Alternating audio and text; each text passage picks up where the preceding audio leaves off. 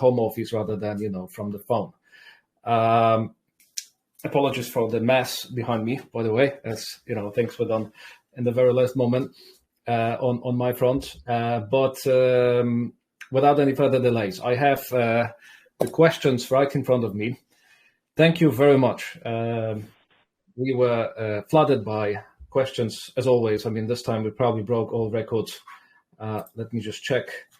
Last time when I was checking, there were 177 questions exactly, and I think we stopped at 177. So we have a lot of questions. Unfortunately, I'm not going to go through all 177. I'm very sorry. Fortunately, a lot of these questions are actually repeating in this or the other way. So I've made an effort to kind of group them so that we can slot them into a few thematic topics. And these topics, I can disclose, I think, already that they will be revolving around, obviously, the price issues of RVC, the projects we are taking on board, the process which is like behind this, any kind of further developments on our end, which are preparing us now for the hard times. What if the crypto winter stays with us for a while, and so on and so forth. So that's also something I've been asking quite much. Also, any further news regarding the tools we are developing. So that's also something you're asking. You're asking about the Vote and Earn platform, Swap and Burn. I listed those questions as well. So there are obviously a few more questions as well. But I think it's fair to start answering already the first ones. So we have more or less these groups which will be taken into account. I plan to have approximately 1 hour for the summer session. It might be a little bit longer. We'll see how well I'll be able to answer those slotted questions. And obviously, as always, I mean, if there's anything I will miss for sure. Probably quite a few things.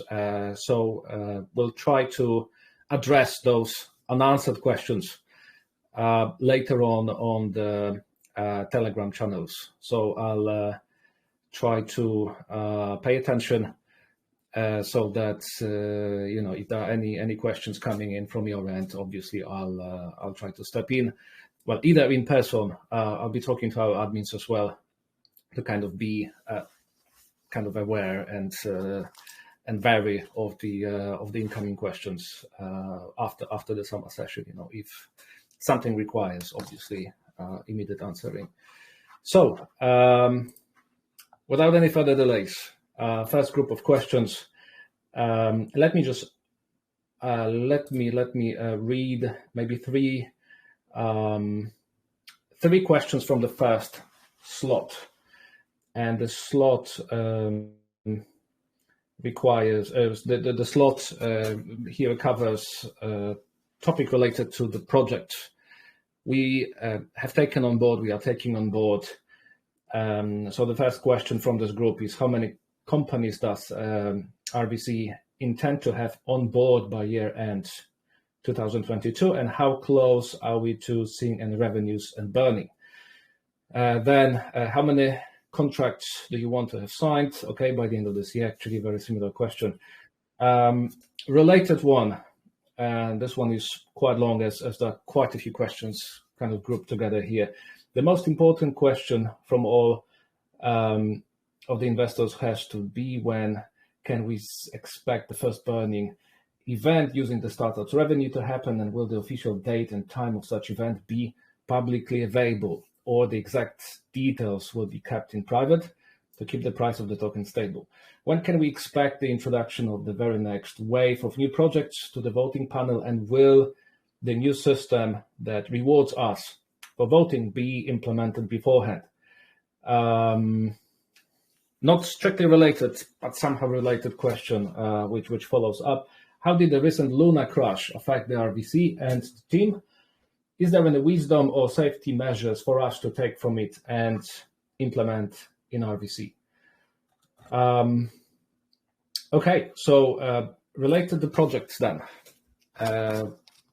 We did announce over the last AMA session, which was already a while ago, which was more than 2 months ago, that we started the discussion and well, we can call it negotiations, but in fact, it was the process of kind of finding a mutual understanding and also a proper polished contract and the proper legal setup, let's say, for this cooperation. We started to have the discussions with two projects which were taking part in the previous voting. So, namely, Racing Stars and Sharkgate.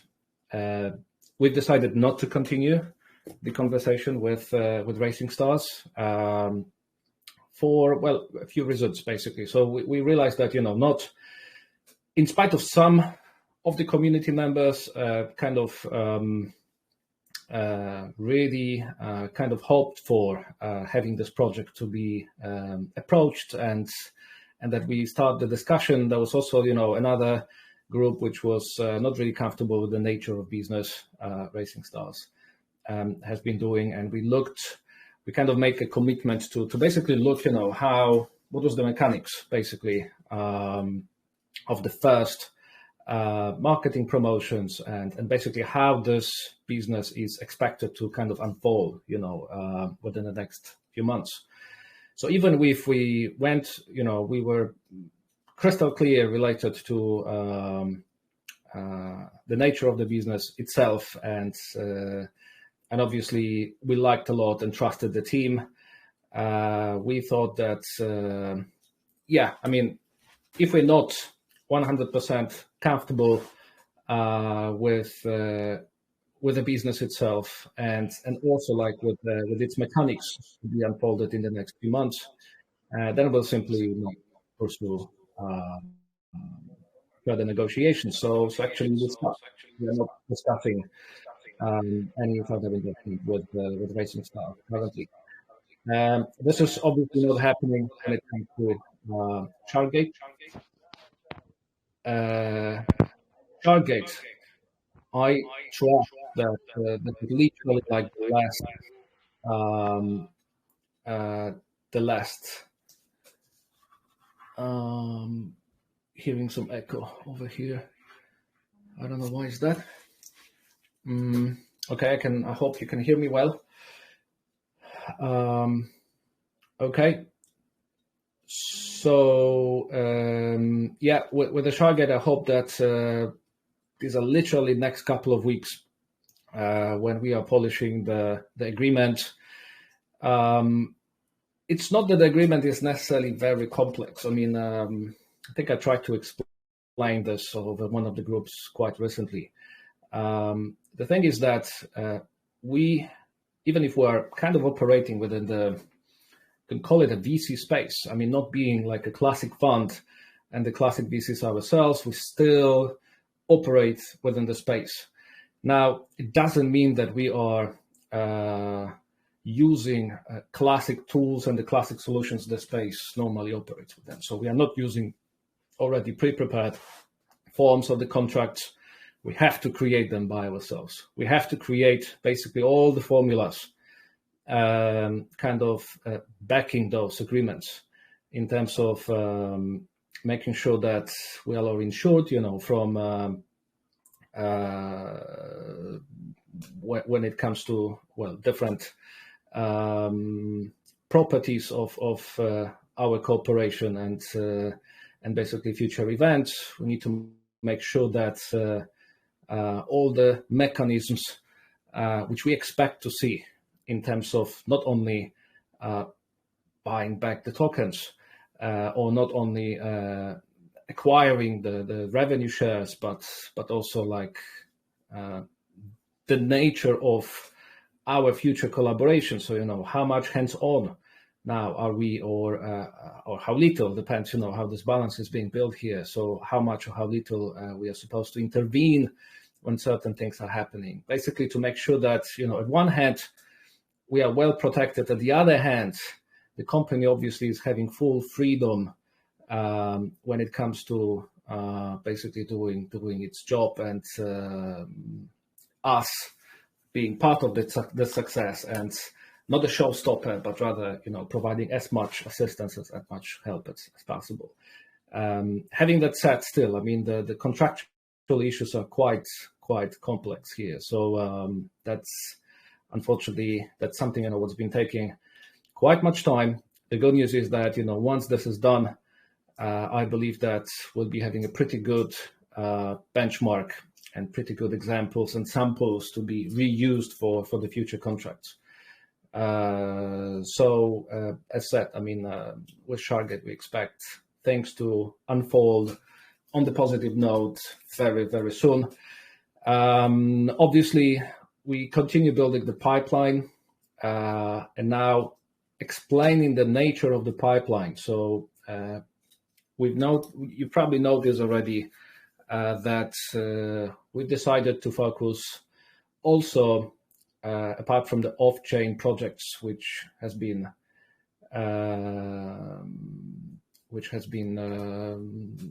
our major focus since the very beginning.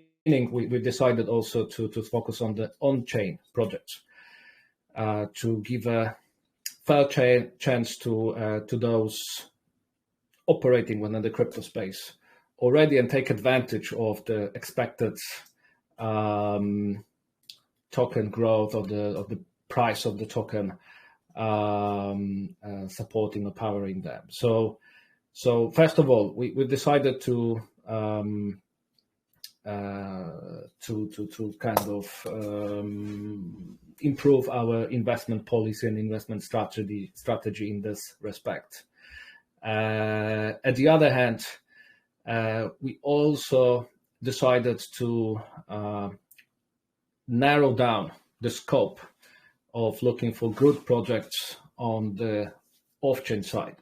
So what does it mean? I mean, so far we've been pretty much agnostic when it comes to technology, when it comes to business model. Obviously, understanding and knowing that those projects should possess a pretty good community building properties, and the community building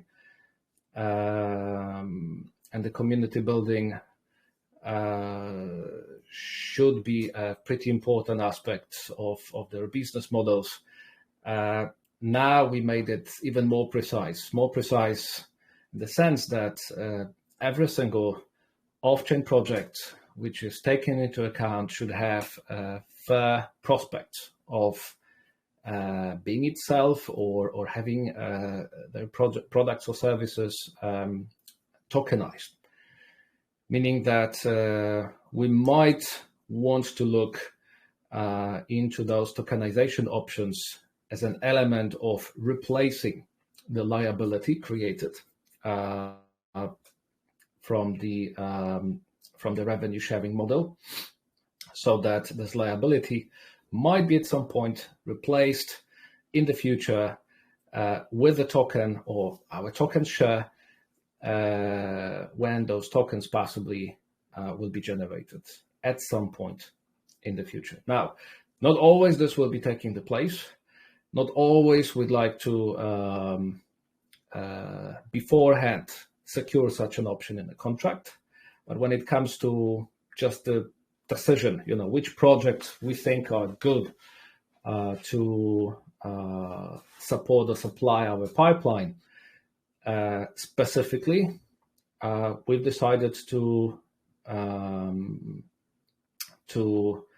highlight and privilege the projects of that kind. So once again, the projects having a heavy ingredient of the community building, where community is a very, very important ingredient and property of their business models, providing a possibility of introducing tokens in order to additionally integrate inspire, motivate this community to play, a vital role in the success of this particular project. So that's the decision we've made after speaking to, countless numbers probably of different projects, understanding, how we can position ourselves best with our offering, what could be our secret sauce in order to attract good projects, so that there's the win-win situation. That at one hand, we are taking on board projects with very, very high chances of success. At the other hand, we offer them something unique. We offer them something they need, and we could be best positioned to provide them with this. So to conclude, here we are currently talking to 3 other projects.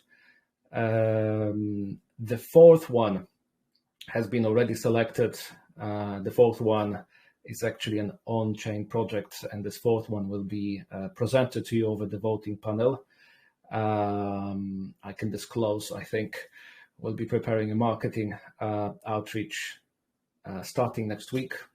So starting Monday next week, you should already know more about what project are we talking about.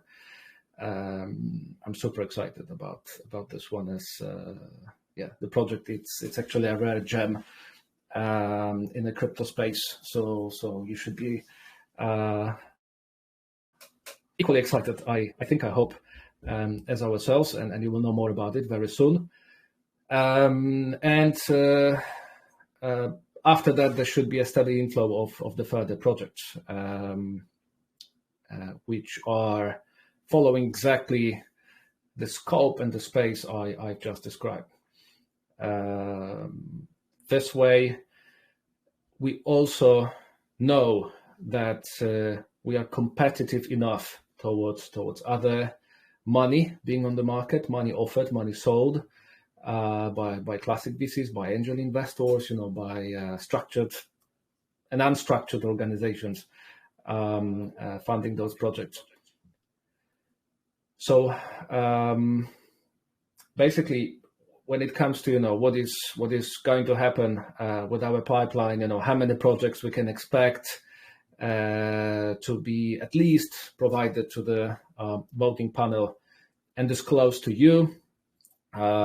Well, my answer, obviously, it can. We'll see if the reality will follow what I'm saying right now. But I expect no less than 3-4 projects per month. It might come in slow. I mean, we are entering the vacation period, summer period, but still, when it comes to, let's say, an overall track record, we expect to have at the end of the year, so an average number of startups, an average number of projects disclosed to you should be around that. So should be around 3-4 per month, with a positive decision to be made, well, at least regarding one, at least, if not more. Obviously, it's our job to provide, good quality projects.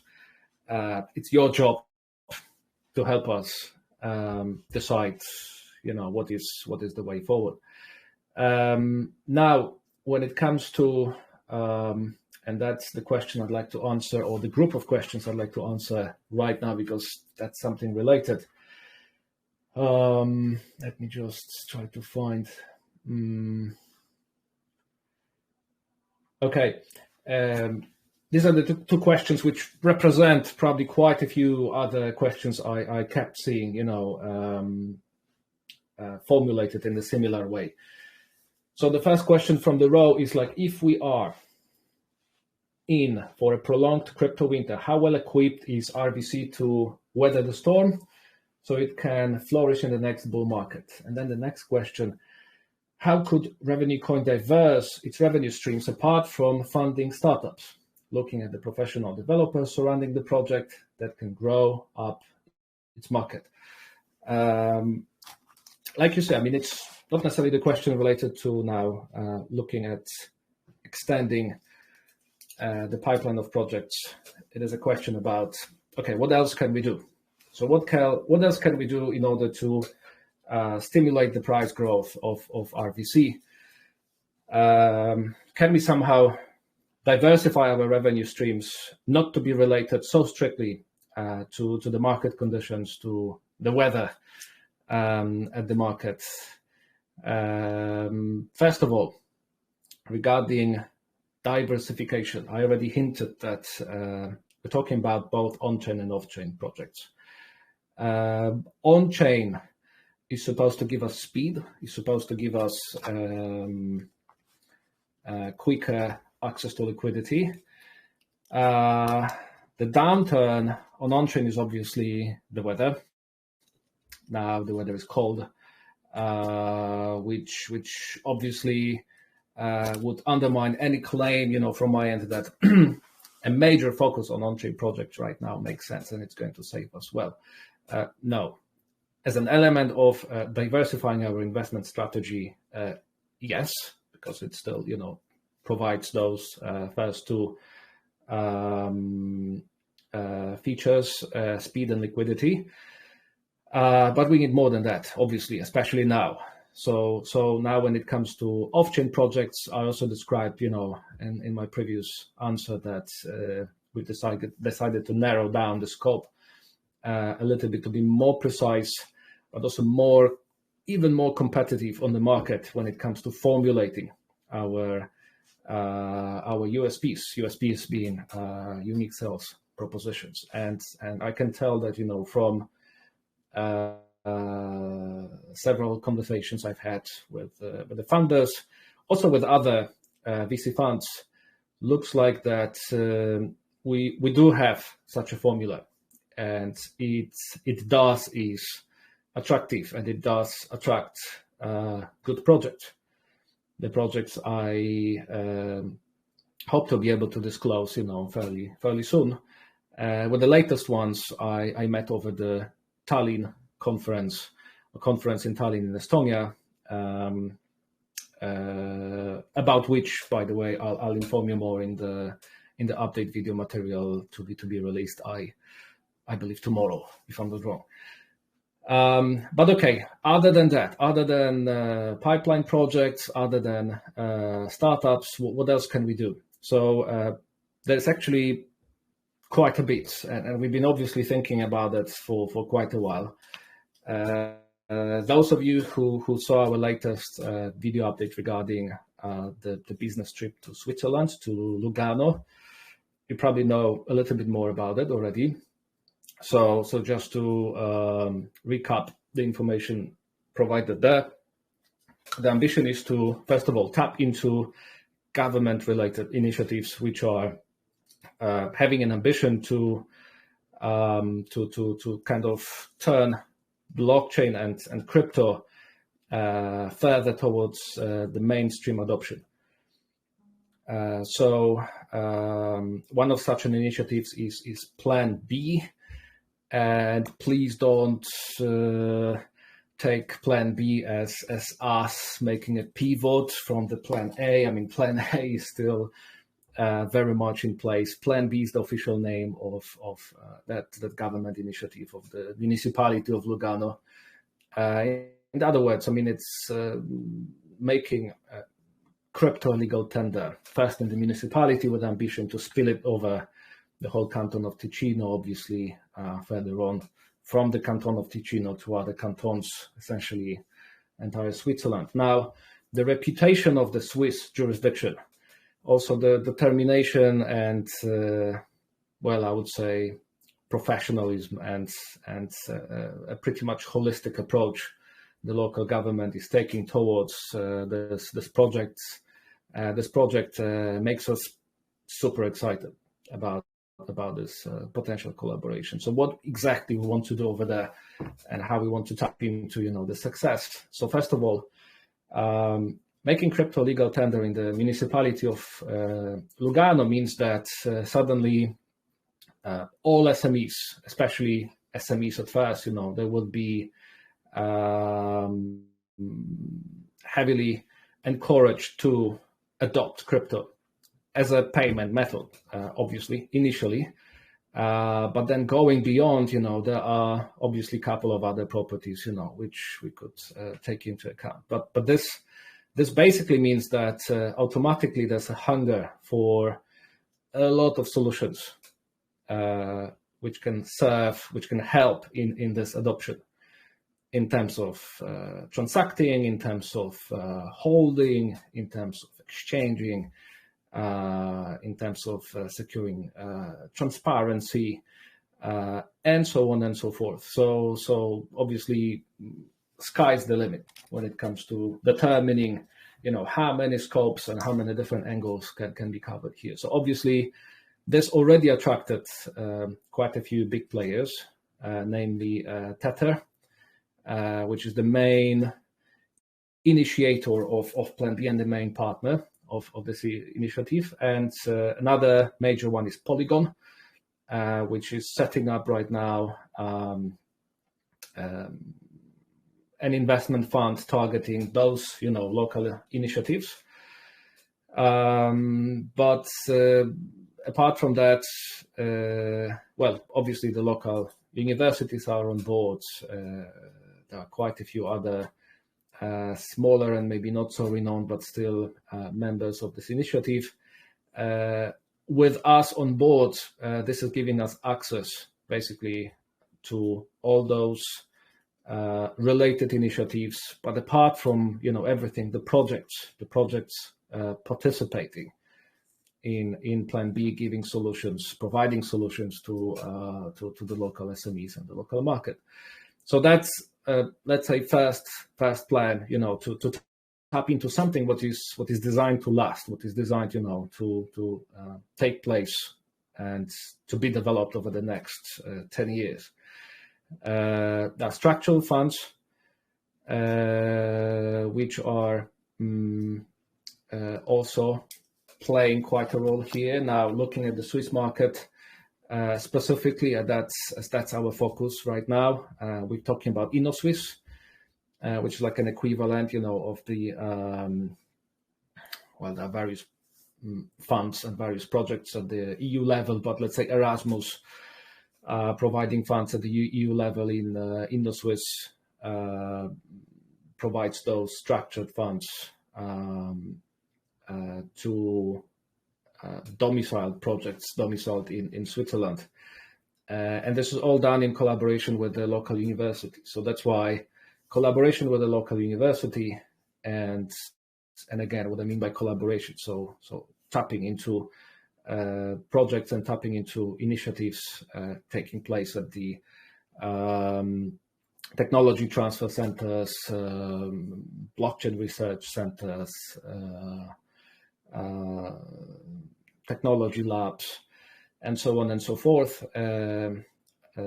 All this forms a certain triangle, which is related to those activities at the universities, the funds provided by InnoSwiss, and the projects coming either from within those academic environments or academic institutions, or from outside, being absorbed by the universities and further promoted and developed in-house. So we've initiated these discussions already in Lugano. We got a very interesting feedback.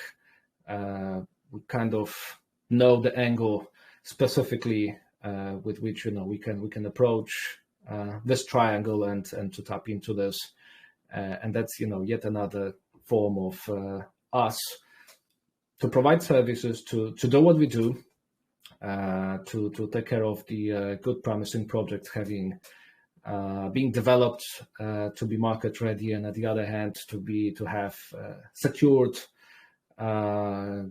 go-to-market strategy and go-to-market prospects, with us being around, supporting the development, but also making sure that we can include them in our portfolio. Commercialization of own technologies, that's another thing, when it comes to diversifying our revenue streams. So we have quite a few solutions, we have quite a few internal products, we can call them this way. So there's, a voting platform already known to you. There's the claiming platform as well. We're working now on vote and then swap and burn solutions. There will be quite a few other ones, I believe, in the coming future. So all this calls for using them as the prospective products we can commercialize further, either providing co-development on their basis for the third parties, or simply to commercialize them on the white labeling basis. This is obviously up to the parties will be approaching on the commercial basis. Plus, we do have already, the first interest to kind of start providing services from that angle. So that's something we're seriously looking into as well. Obviously, utilizing our own blockchain development expertise for the tokenization services. Where, by tokenization service, I mean, I'm looking at the scope consisting of designing token economics and implementing it in the form of smart contracts in the future. So that's yet another angle, we'll be taking into account. And all this revenues, basically, at one hand, I mean, it's kind of a mix of everything, as you see. At one hand, it does provide us, well, either access to good projects with a soft landing provided for those projects in the form of the market, which is heavily supported by one or several government initiatives. At the other hand, we're talking about new initiatives, IT, blockchain development, commercialization of our own internal in-house products as the set of activities being done in parallel to the main one, which is like funding and supporting, good projects. All in all revenues from on-chain, off-chain projects, IT development, tokenization, this is all supposed to support the RVC price growth, to be done in a good, diversified way, which is not related to the current climate and the current mood being on the market, but rather being a part of something systemic, something planned long term. Something predictable, or at least more predictable than the current market is. So that's the exact direction we want to go, and that's why Canton of Ticino, that's why Switzerland, that's why Lugano. This is supposed to basically put us on the map over there and to kind of open up the tap with similar initiatives elsewhere, providing us in the same time with the test ground to start with those activities and initiatives over there. All right. Another question. Many crypto companies have hidden milestones / airdrops to keep their community surprised. Does RVC have that, or would consider doing that? Yes. Short answer here is yes. Obviously, there will be those ad hoc airdrops being planned as an element of the promotion of, well, either the project coming our way or our own initiatives, whenever we'd like to kind of win or gain your interest towards something specific, something special, happening on our end. So let it be promoting a new product or a new initiative, then definitely, we'll be doing this. We'll be using airdrops as the promotional tool, promotional marketing tool. Here we'll be doing this obviously in collaboration with other projects. And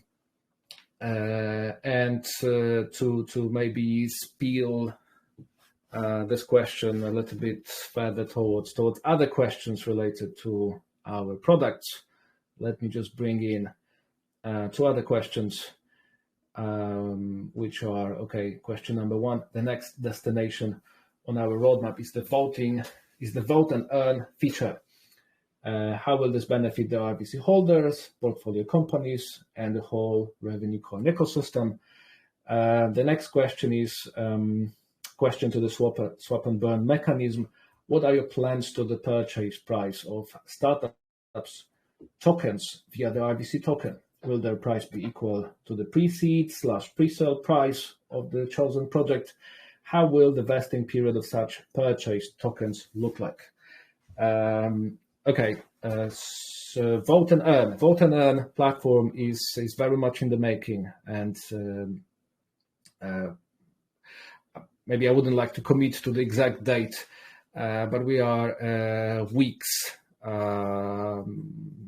There are weeks before, just weeks before this will be done, and this obviously will open up additional possibility for you guys, for the community members, to earn additional tokens over the voting process. Additional tokens, obviously, I'm talking about the tokens of the voted projects.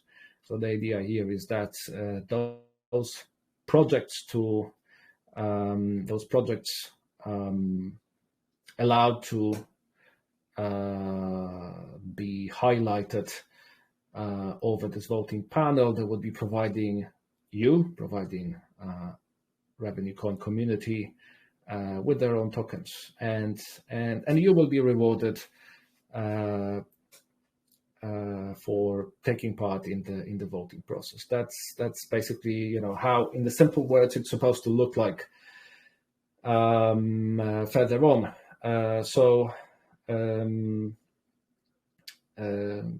It's a win-win, obviously, win-win, for you, for the community, for the projects. The projects will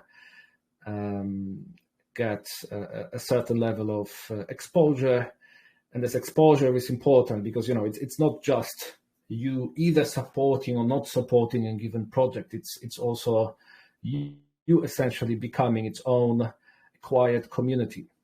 It's important for us, to seek for those synergies and common values these projects can represent and can bring in to us, to you especially, so that you could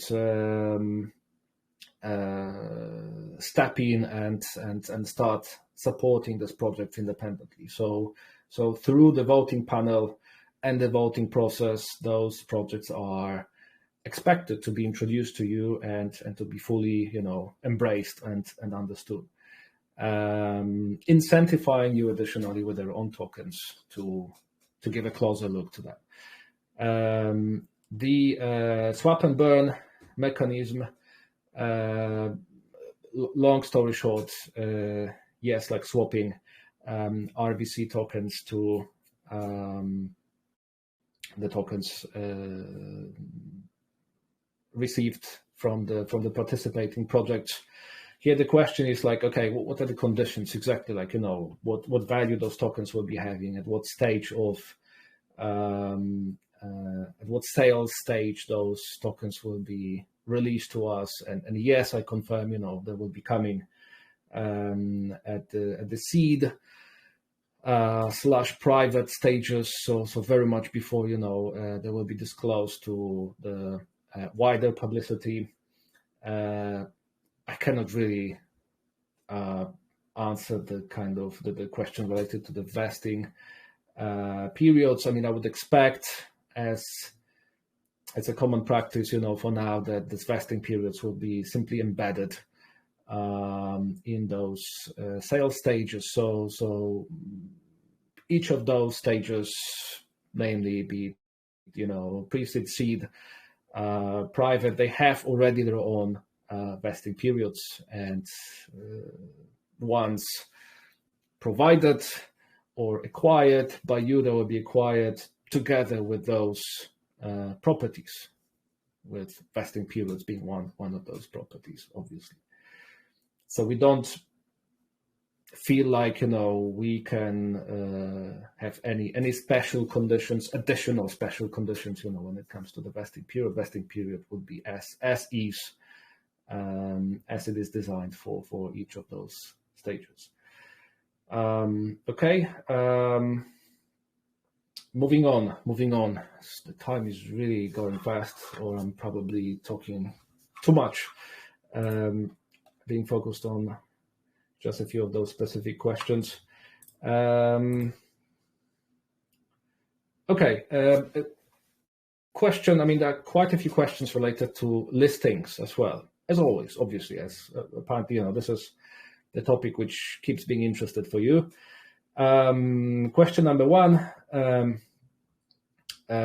which I obviously read it on a very positive note. The question is, will we see RVC in Binance in the future?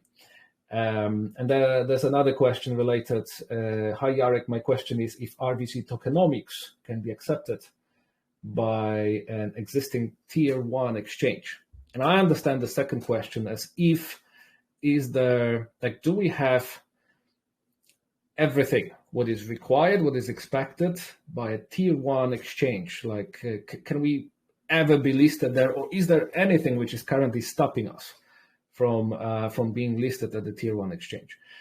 So obviously, with the Binance being very much tier 1 exchange, and with me claiming that yes, definitely, I do see RVC being listed on Binance in the future. Now, why it's not happening tomorrow or next month?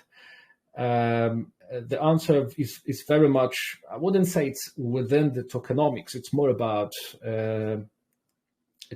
like the size. It lies within the size of the community. We have engaged and we keep engaging on the continuous basis. So those tier 1 exchanges obviously are pretty much interested in the projects having a certain critical mass of the community members, of the investors, meaning wallets being invested in a given project. Meaning that this is something what we can provide. So the listing on tier 1 exchange can be provided, having those numbers and those community related features ticked off. We work heavily against that, obviously, towards that, sorry. We work heavily towards that to make sure that these numbers are growing. They will be growing. And obviously, I'm not deluding myself here. No one is within the team. They will only be growing when the token economics we have embedded in our business model will kick off. And not only kick off, but will keep kicking off on the continuous basis, basically with every single revenue share used for the token buyback. That's as little and as much as we need in order to secure all the rest. And by all the rest, I mean, the continuous growth of the community. I saw a question, which I think would be good to kind of tap into this group here as well. I don't remember, where it was. I'm not going to look for it. There are a few questions basically which are considering or related to us defining our project, like, how successful are we at this stage, or what is still missing in terms of calling it a success, when we can call it a success.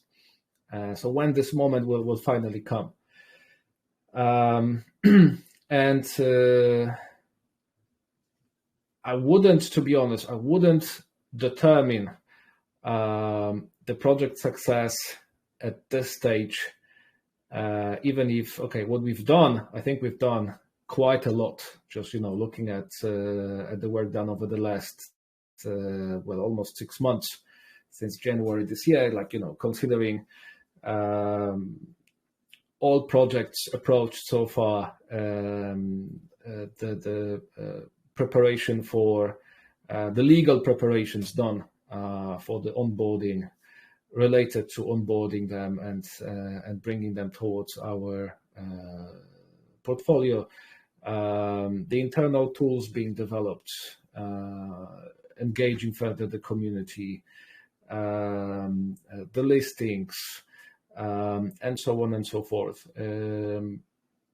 This is nothing if those first projects are not acquired and are not an essential part of the token economics. I would refrain from answering a question like this. Can I already define our project a success or a failure before this happens? So when we have a group of projects which are actively sharing their revenues with us, this or the other way, on-chain projects will be doing this in a different way. Off-chain projects will be doing this in a different way. But all in all, will be a part of their success, and this success will be kind of shared with us in form of those revenue streams coming our way and used to buy back the tokens, burn them, and stimulate the price growth. Now, when all this happens and the price stays where it is, simply it's not growing, it's not stimulated, the token economics doesn't work, then I could call this project as not being successful, which obviously I don't believe this will happen. I'm waiting for the moment, the same as you are, to have a critical mass of projects kicking off this process and kicking it off on the continuous basis, so that we can start talking about an effective price stimulation. Before this price stimulation is not in a place, and it's difficult, to judge. It is difficult to evaluate the engine, which is still not working as its full potential. So all I'm going to do right now, and all I'm going to ask you for, is to give us a little bit more of your patience, so that we can deliver on that. And trust me, we'll deliver, because I know what is coming. I know what is in the pipeline. I know what quality of the project we have in this pipeline, so that we can effectively start talking about having this engine reaching its potential at some moment of time. And I really hope this critical mass will be already visible at the end of the year, so that we can already start talking about some good prospects and a certain growth related to this coming in next year. Okay, I partially answered this question, but let me repeat it. I think it's important. So the question is, what are the advantages of revenue coin that makes it more attractive for startups over typical venture capital funds? Okay, what does it mean?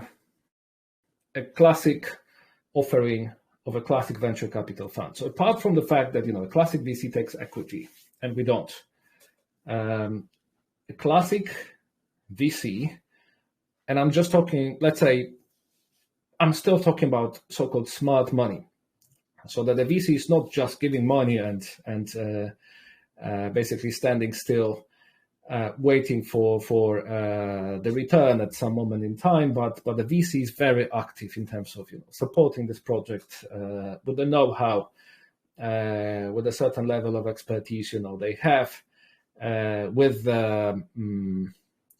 synergies created with other portfolio companies, and so on and so forth. So this is basically what we are measuring ourselves against.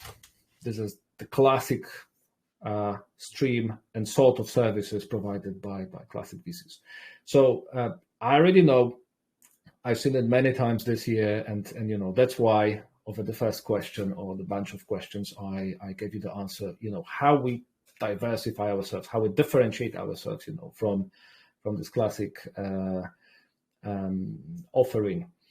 And to repeat that, what we do, we are first of all not taking equity. We are revenue based, so we don't destroy anybody's equity, anybody's valuation on this equity. And if for this and the other reason, what we do is supposed to affect the project valuation at the time, then we do offer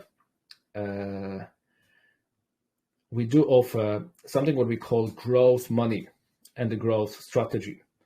So our funds and our approach is supposed to boost the market growth of the invested project, providing obviously that this project is coming to us at the specific moment of their project development.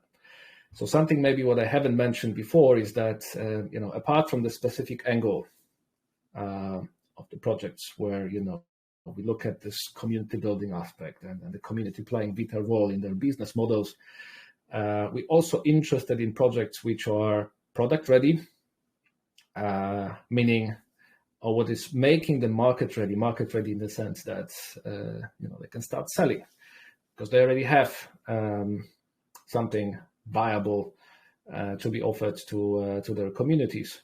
But what they need is this boost. It's like this additional boost, which is supposed to give them market advantage at the launch phase, so that they can either activate their go-to-market strategy with a splash, or they can keep growing in the exponential way. So this is when we step in, and we step in first of all with money, second of all with the solutions, like the mentioned dedicated IT/blockchain solutions, but also a dedicated IT dev team which can support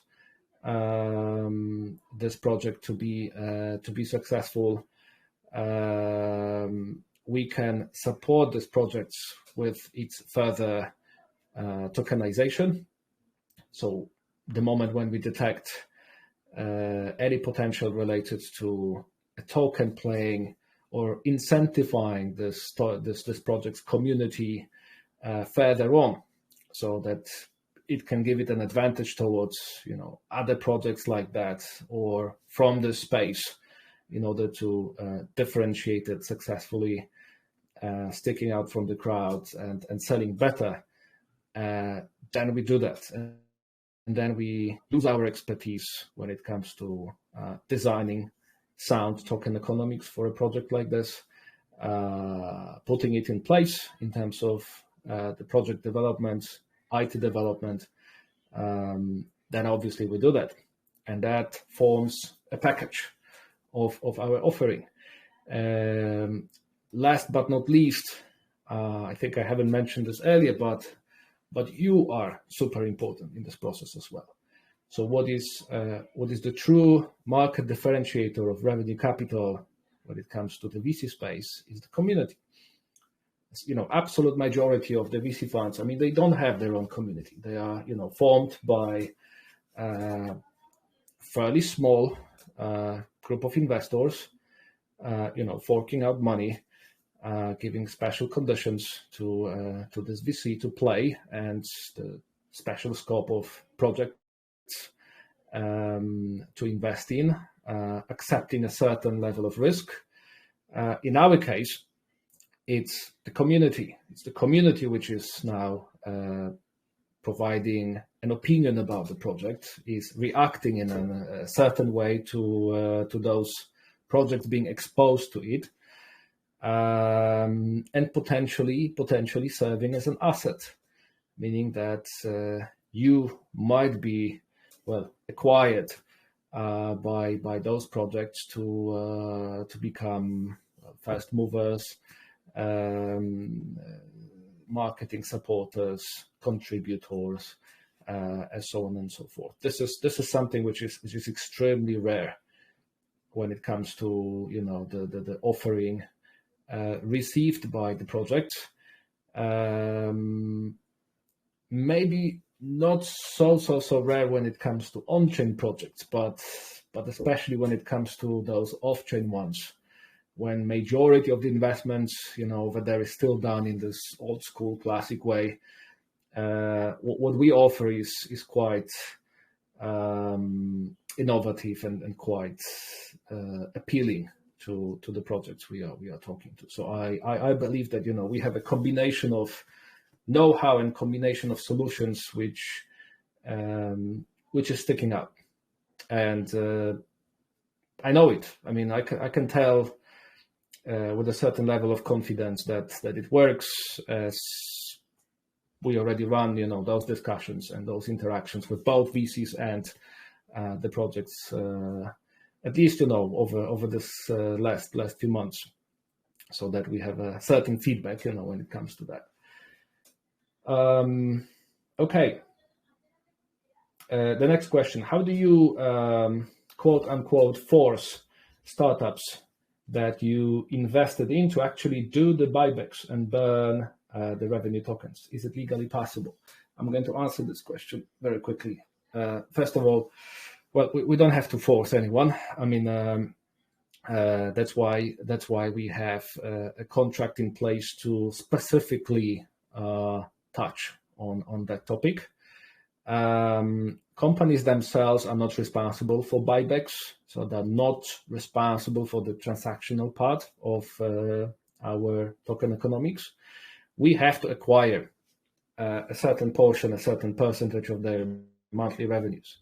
In order to do that effectively, we have, let's call it accountancy APIs, which are sitting on top of the accountancy systems used by those projects. Obviously, I'm talking about off-chain projects, which require the solutions. On-chain ones are much simpler, as blockchain with its transparency is providing us already with quite enough evidence. But whenever we talk about any operations, any transactions done in fiat, and then there's a traditional accountancy system standing behind that, we make sure that we have a transparency, if not absolutely full, then at least full to the degree that we have a good outlook of the financial situation of the project. Plus we are securing an observer board member position, participating in the project discussions, presentations, and so forth and so forth, and so on and so forth.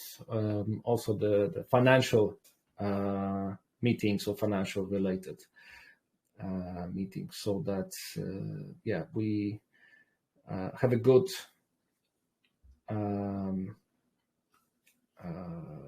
outlook of what's going on, when it comes to the revenues, when it comes to profitability of those invested projects. The moment when we acquire those revenues or the portion of these revenues, then the ball is in our court, meaning that we are responsible for using these funds. We are responsible for the market making, for the buyback process, happening on our end. So we control the process from now on. Okay. Let me just check, a couple of more questions.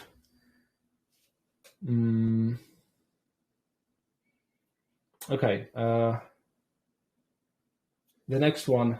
I know that many investors are disappointed of the token price. However, I truly believe in a long-term vision of the project. I'm curious though, after collecting gains from the first round of investments, did you plan to increase the number of funded projects, or you want to keep the number and simply invest more money in short selected group? as I assume with the development of the project, the plan assume more financial capital to invest in interesting projects. I mean, first of all, we still talk about a fairly much restricted number of projects we'll be able to take care of in the same time. I mean, the capacity of the fund allows us to have approximately 15, 20 projects, to be under our umbrella in the same time, with different scopes, obviously, and different sort of level of our exposure. But in terms of numbers, these are the numbers we more or less have in mind. Now, obviously, the projects we exit from, let me maybe put it this way, provides us with enough capital in order to be reinvested. And with the growing token price, the expectation here is that obviously, these numbers will accelerate, if not to be maintained on the same level. Meaning that this is hugely hypothetical. How fast this acceleration can be, and how we can eventually scale up when it comes to the size of the fund itself and the scope of the operations. I mean, for now, the assumption is that on the perpetual level, so something what is repetitive and keeps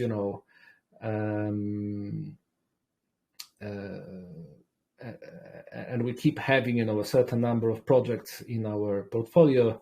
Still, I would claim that the number 15 to 20 is sound. It's reasonable. It's something we can maintain, and we can maintain on the ongoing basis, replacing projects having their exits with the new ones. Now, those exits obviously will be happening under different circumstances, in different situations, and different conditions.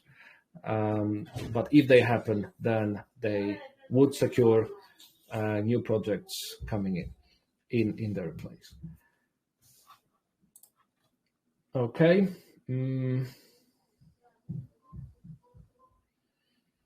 Okay. I already explained the criteria we consider when it comes to the projects to invest in.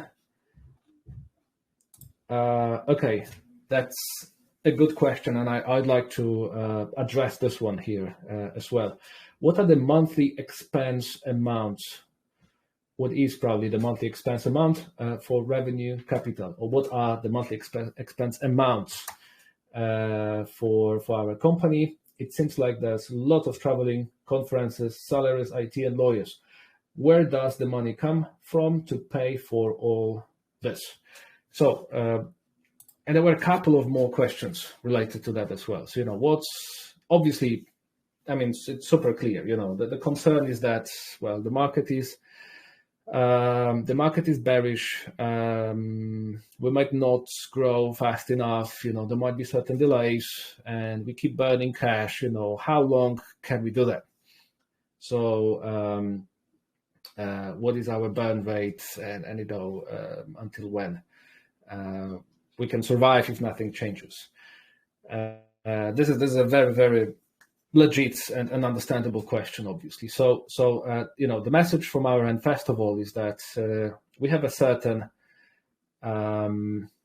we've made plans for the certain allocation when it comes to the collected funds in order to power up our operations. And our operations, even if the team is lean, yes, we haven't really employed an excessive amount of people. So the team is still fairly small.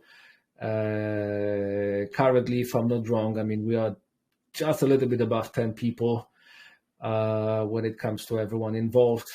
So it's not a huge team in terms of the operations. I think, on the other hand, this team is essential in order to, power up our operations. So still, I mean, we're talking about, well, the management, and well, let me assure you, we have the management on the international world-class level, and it has to be as such, since we have to go, head in head with the mainstream classic VCs who are on this market, for quite a while, obviously. So we have to keep delivering our message and, knowing when, where, and how to do that. Apart from that, we have to deliver on those USPs, unique sales propositions I mentioned before. So obviously there are costs, yes. There's costs when we were planning for them. If nothing, absolutely nothing happens, we can still run the company for at least the next 12 months. So we keep those costs under strict control, making sure that we don't necessarily put ourselves in the position that we overspend. So we try to be, as sort of diligent in terms of those costs as possible. In the same time, these costs are essential. The costs we make, the costs we carry are essential in order to secure, first of all, the token economics to be working full throttle, and this engine to work in the optimal level. So here the question is, okay, conferences, why do we have to go, to all those conferences? So there's, again, a certain number of the conferences we attend. Every single conference, I can assure you, is having its own specific purpose. In order to explain this purpose or purposes behind, our travels, I'm making a commitment to record a dedicated material after every single travel like this to basically inform you, what's being delivered, why we went there, what we were doing over there, what was actually happening. Most of good projects so far, which came our way, were actually acquired over conferences. So probably it's not a common knowledge, maybe not yet, but Sharkgate, for instance, was acquired over a Slash conference taking place last year in November in Finland. The other good potential star projects I'm talking about have been also acquired over our visits at the conferences. All exposure related to finding partners for co-investments or seeking new partnerships that also in most of the cases happening during conferences. So we don't consider going to conferences as a vanity factor, which is kind of necessary, but doesn't really bring in, any valid instrument and any valid value in our hand. I mean, it's quite the contrary. The vanity is probably a side effect. So if we can produce any good PR material out of this, great. But first of all, every single spending like this needs to serve a certain purpose. Same about, every single other cost we make within the team, be it legal expertise, so that, well, what these lawyers, what those legal expertise, what this legal expertise is supposed to bring in? Well, it's supposed to secure us towards, any ongoing or further regulations being done within the crypto space. We're supposed to not only know about it in advance, but also, be prepared. IT developers are supposed to, play a vital role in terms of differentiating our revenue streams. And we know how to do that. I mean, there's a certain plan, towards that as well. So I can only assure you that we are quite diligent when it comes to our cost structure and the way how this money is spent. There's a certain allocation pool this money is spent for. We have money to keep going, so we're not going to leave you halfway through. in terms of that. And we are quite, let's say, focused on making sure that we don't put all our eggs to one basket, so to speak, in terms of securing those revenues coming our way and stimulating price growth of the token. Do we have any other questions? Okay, the last one, maybe before I wrap up. I apologize. I haven't, answered a lot of questions here, unfortunately. However, I hope that the selection of the ones is interesting enough to keep you with me until now. So the last question is related to NFTs. Do you have any NFT plans and its integration ahead in the roadmap? Now, well, we don't plan to issue our own NFTs. So at least, for now, there's nothing related to us becoming NFT developers or NFT creators, but we do have plans, when it comes to acquiring or funding NFT platforms / projects. So that's obviously on the map. That's something we have discussed and which will keep bringing up with the first projects of this kind to be introduced, I believe, soon. Something what I can disclose right now, we don't want to kind of follow the herd and just to be in the NFT space for the sake of being. So, if there's a platform or a project coming from the NFT space, we'd like to make sure that it's special. It's special, it's unique, it's innovative. It's definitely something, you would be super happy and super excited about. And it's not something which is, sinking in and drowning in crowd of, similar projects. So we are quite active, looking for such gems for you. I believe we have at least one or maybe one platform and one project as such. And it should be there. It should be ready to be introduced to you fairly soon. By fairly soon, I mean, next few weeks, hopefully. Okay. It's been a little bit more than 1 hour. So I exceeded the originally committed time. Apologies for that. Let me just check. Okay. Yeah, sorry, guys. I mean, as mentioned, all those unanswered questions, we'll try to address them within our groups, respectively. So please keep asking questions. And if I won't be able to, address them directly by myself, we'll make sure that there will be a group effort to answer them and not to leave, any questions unanswered. Let me thank you very much for staying with us until now. Yes, AMA sessions are very much something what we'll continue doing. So this is not the last one, obviously not the first. That's something what we'll keep doing on the ongoing basis. Something I haven't mentioned. So yet another thing, which I want to bring in related to the previous questions, however, related to AMA sessions. We also plan to start having AMA sessions done by our future prospective portfolio projects. So we'll be letting them in our groups to have their own AMA sessions, allowing you to meet them better, to kind of approach them from different angles.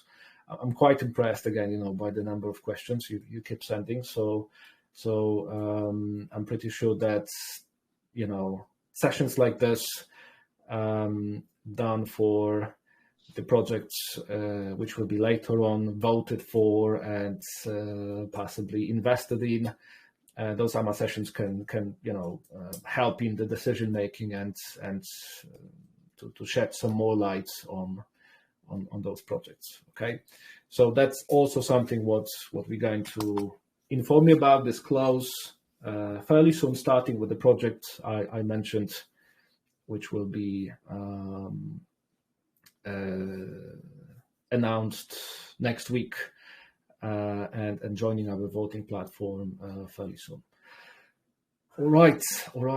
Time to wrap up. Thank you very much, and until the next time. All right. Thank you. Bye-bye.